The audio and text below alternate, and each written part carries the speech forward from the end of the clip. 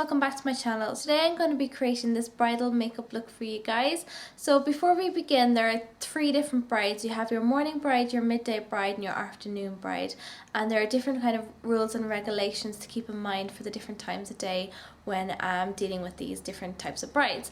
But today I'm going to be creating a midday bride look, and this is the actual look that I created on my last bride, Kaylee. The pictures were in the intro. So that's pretty much it. I use the same products I used in her. I hope you like this video and thank you so much for watching.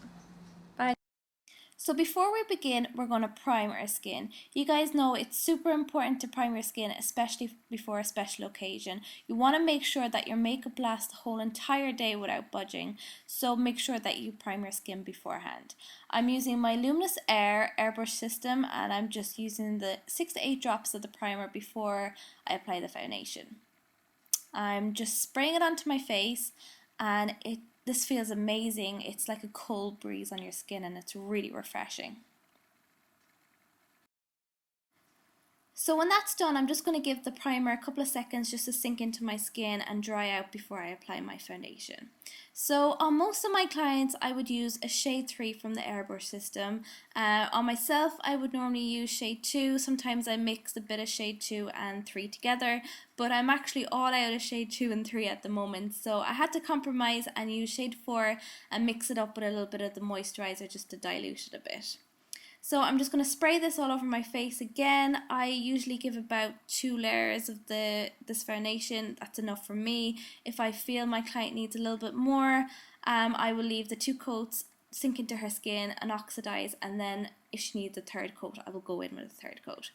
So next I'm going to prime my eyelids. Priming your eyelids is even more important than priming your skin. You want to make sure that your eyeshadow lasts the whole entire day without creasing. So I'm priming my lids with a concealer and a powder. This is the way I've learned how to do it, and it's also the best tip I've learned from top makeup artists out there. If I feel like my client has oily eyelids or she has oily skin, I will use extra precautions and I will use a primer as well as a concealer and a powder. But it's up to you. If you feel like a primer works best for you, you can use that. Remember, it's your big day and you want to be 100% happy with your makeup on the day.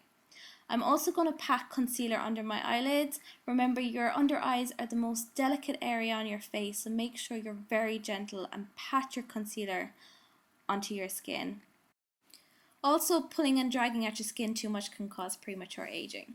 So if you're using an ordinary foundation, make sure that you pick a foundation that's matte and avoid foundations with dewiness or sheen to them. At this time of day, the sun is directly above you in the sky, which can cause like shadows on your face in pictures. It's also the harshest time of day to be photographed in, so everything on your skin is going to show up. So blend like crazy and make sure that everything is blended to perfection. There's no such thing as over blending. So next I'm using a champagne primer from my Sleek palette. I'm not using this as a primer, I'm using it as more of a base. Applying a base before a powder eyeshadow can make it photograph better and also look more pigmented as well. So I'm just applying this with my finger. You want to make sure that you're not applying too much because this can also cause creasing throughout the day. So just apply a tiny bit with your finger and blend it well. Also, don't forget about the inner corners of your eyes. This will really open up your eyes in pictures and photograph fantastically as well.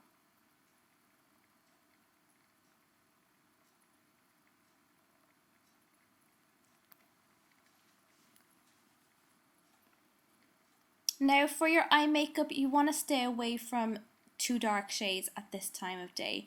If you're applying dark colours, your eyes are just going to look like 2 black holes in pictures. So stay with softer colours, go for like champagne lids, and then you can go for a little bit of darker colour on the outer corner, but really focus on a nice shimmery champagne colour lid at this time of day. You can use eyeliners, but make sure that they're close to your lash line because again it will give you that black hole effect. So I'm just using my blank Canvas Cosmetics brush and I'm just patting on the powder. I'm not rubbing it because I'll rub off the cream, so I'm just patting on the powder. And I'm absolutely loving this new brush from Blank Canvas Cosmetics. It's a double-ended brush, so you have a flat shader brush and a blending brush in one brush. It's awesome. So I'm just using a mid-tone colour across my crease. This is Cork from MAC. So I'm just blending this back and forth across my crease, and I'm also swirling it into the outer corner as well to give a wash of colour. I'm sorry I'm using high-end products again. This will be the last video I do on high-end products, I promise. But because it's a bridal look, I wanted to use the best products on my bride, of course. So I'm also going into a dark brown shade. Now this is Mystery by MAC, and I'm just patting it on with a blending brush, as you can see, so I don't lose any eyeshadow. And then I'm just swirling it out on the outer corner and blending it about a quarter of the way into my crease. And then just whatever is left in the brush, I'm just swirling it around and just making sure I'm blending like crazy. The reason why I'm using a goat hair brush for this, and I know I've mentioned it before in my past videos, is because a goat hair brush will pick up more colour than a synthetic brush, and it will also hold on to it better, so you don't have to blend as hard, and you'll also have less fallout as well. So I've applied my foundation beforehand, which I normally don't do, and if you're using a synthetic brush, you're going to have all fallout on under your eyes, and it's just going to defeat the whole purpose of everything. So now I'm just blending everything out with a clean fluffy brush. Blend, blend, blend. Now, I wanted to stay away from using black eyeliners because they can look really harsh. Now, at this time of day, it is okay to use an eyeliner once it's close to your lash line, but for my bride, I wanted to stick with more natural shades. So I went with a brown eyeshadow, or you could use a brown eyeliner if you wanted, and I just pressed it into her lash line, and I'm also using the brown shade just in between my lashes just to darken them and make them look thicker. Now I'm going to curl my lashes. The proper way to curl your lashes is to do it 3 times. You start at the root, hold it for a few seconds, pull out a tiny bit more, and then release and pull out a tiny bit more, so you have a proper curl rather than a crimp. Now I'm just applying that mid-tone colour again just on my lower lash line, just sweeping it back and forth and making sure it's blended well again. And then I'm going to dip into the dark brown shade and sweep that across my lower lash line as well. Now for a little bit of sheen to the look, I'm going in with Moonstone from Blush Cosmetics, and I'm just applying this in the inner corners just to open up my eyes. And now I'm just applying lashes. I apply 3 coats of... I just say I apply my lashes. I apply my mascara. This is the Benefit Bad Gal mascara, and I love my lashes, so I'm applying 3 coats, making sure each coat is dry before next application. On my bride, I used 2 coats of the Benefit's Bad Gal mascara, and then I finished off with a bit of waterproof mascara, because waterproof mascara doesn't hold the curl as much as a normal mascara would. So just for extra precaution, I just finished off with a bit of waterproof mascara in case there's any tears on the day, which more than likely there will be. So I'm just filling in my brows with Catrice's brow pencil, and now I'm just applying some bronzers. So for brides, I tend to stay away from contouring and highlighting and just bronze the skin to give you more of a sun-kissed glow. And again, because the lighting is so harsh, contouring and highlighting can look too harsh in pictures, so it's nice just to give a nice sun-kissed glow to the skin. So you guys know I use the darker shade for contouring, and I use the lighter shade then for bronzing. So I'm just going kind of like in an E shape around the outer corners of my face.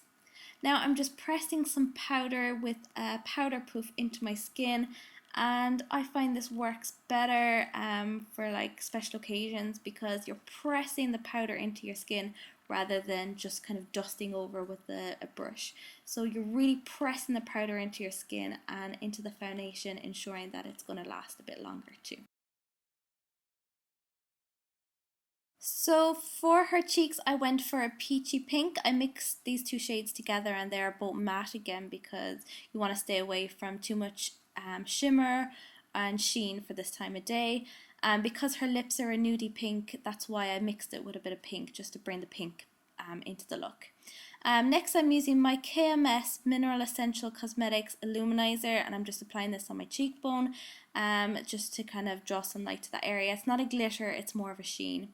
And then I'm going into my Blank Canvas Cosmetics Powder Palette, and I'm using the the first white colour powder, and I'm just applying this under my eyes, and that's just to kind of get rid of any darkness that's under my eyes that can show up in pictures if you have any dark circles. Now for my lips, I'm using a nude and a pink. So I'm using my Blush Cosmetics nude lipstick, and then I'm applying a little bit of pink on top in the center. This is the color I use on the Bridesmaids. It's called Playful, but my bride wanted a little bit more pink to the lips, so I went back in with a NYX lipstick, which is more of a brighter pink, and I apply this on the center, and then I finished off with some NARS Turkish Delight. The bridesmaid's look should be slightly different to the bride so the bride can stand out. So that's pretty much it. Big thank you to Martin Beard Photography for the stunning photographs that he provided me with. If you're in the Essex or Suffolk area, you should definitely check him out. You can check him out just by clicking on his picture. And also, if you're looking for some hair inspiration, check out Dazzledust08's stunning bridal hair tutorial right here. And thank you so much for watching. Bye guys.